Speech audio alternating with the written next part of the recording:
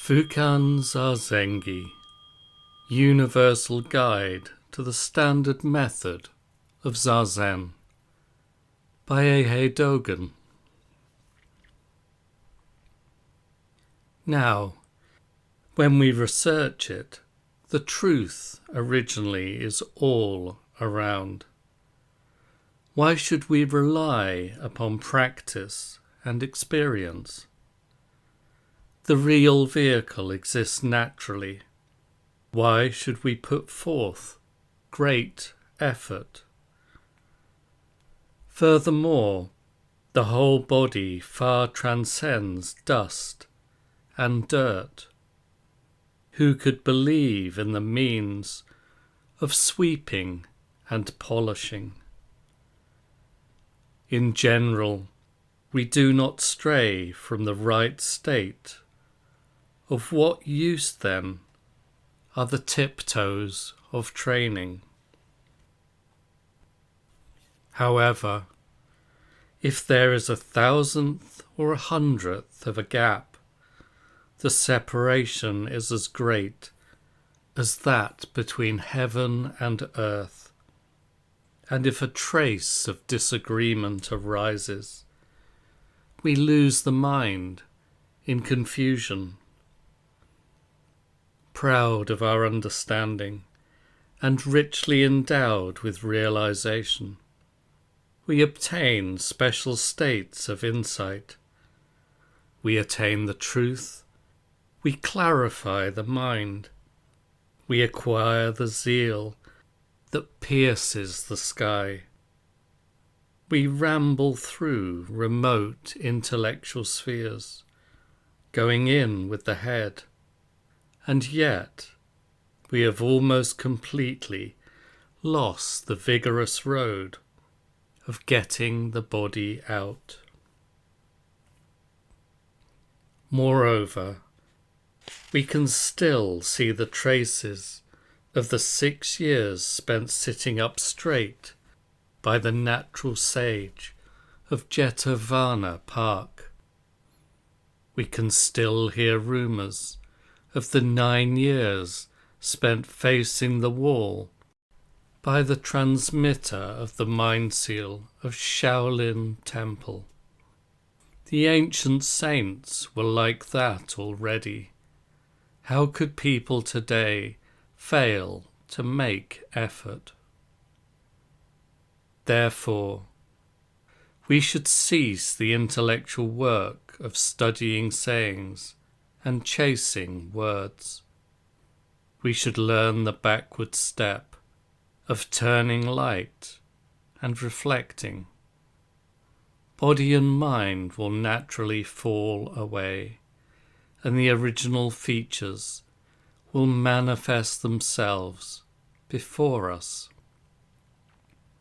If we want to attain the matter of the ineffable, we should practice the matter of the ineffable at once.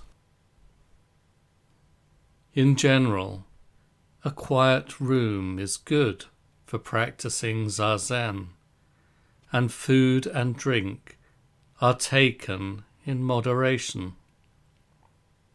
Cast aside all involvements. Give the myriad things a rest. Do not think of good and bad. Do not consider right and wrong. Stop the driving movement of mind, will, consciousness. Cease intellectual consideration through images, thoughts, and reflections. Do not aim to become a Buddha. How could this be connected with sitting or lying down?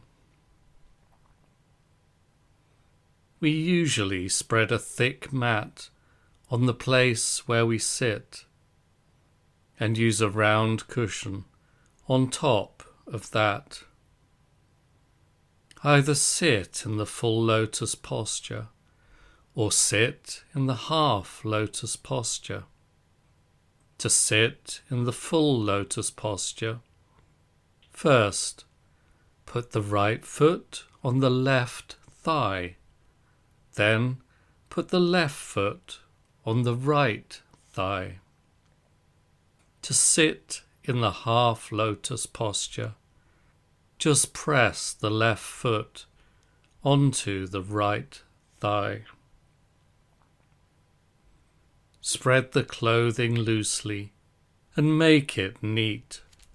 Then put the right hand above the left foot and place the left hand on the right palm. The thumbs meet and support each other. Just make the body right and sit up straight. Do not lean to the left, incline to the right, slouch forward, or lean backward. The ears must be aligned with the shoulders and the nose aligned with the navel. Hold the tongue against the palate. Keep the lips and teeth closed and keep the eyes open. Breathe softly through the nose. When the physical posture is already settled, make one complete exhalation and sway left and right. Sitting immovably in the mountain still state, think about this concrete state beyond thinking. How can the state beyond thinking be thought about? It is different from thinking. This is just the pivot of Zazen. This sitting in Zazen is not learning Zen concentration. It is simply the peaceful and joyful gate of Dharma. It is the practice and experience which perfectly realizes the state of Bodhi. The universe is conspicuously realized, and restriction and hindrances never reach it.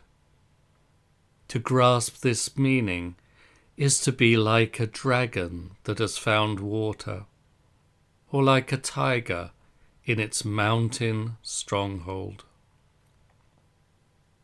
Remember, the right Dharma is naturally manifesting itself before us, and darkness and distraction have dropped away already. If we rise from sitting, we should move the body slowly and stand up calmly. We should not be hurried or violent. We see in the past that those who transcended the common and transcended the sacred, and those who died while sitting or died while standing, relied totally on this power. Moreover, the changing of the moment through the means of a finger, a pole, a needle, or a wooden clapper, and the experience of the state through the manifestation of a whisk, a fist, a staff, or a shout, can never be understood by thinking and discrimination. How could they be known through mystical powers or practice and experience? They may be dignified behavior beyond sound and form. How could they be anything other than criteria that precede knowing and seeing? Therefore, we do not discuss intelligence as superior and stupidity as inferior. Do not choose between clever people and dull ones if we single-mindedly make effort in Zazen, that truly is pursuit of the truth. Practice and experience is naturally untainted. Actions are more balanced and constant. In general, the patriarchs of this world and of other directions, of the western heavens and of the eastern lands, all similarly maintain the Buddha's posture and solely indulge in the custom of our religion. They simply devote themselves to sitting and are caught by the still state. Although there are myriad distinctions and thousands of differences, we should just practice Zazen and pursue the truth. Why should we abandon our own seat on the floor to come and go without purpose through the dusty borders of foreign lands? If we misplace one step, we pass over the moment of the present. We have already received the essential pivot, which is the human body. We must never pass time in vain. We are maintaining and relying upon the pivotal essence, which is the Buddha's truth. Who could wish idly to enjoy sparks that fly from a flint?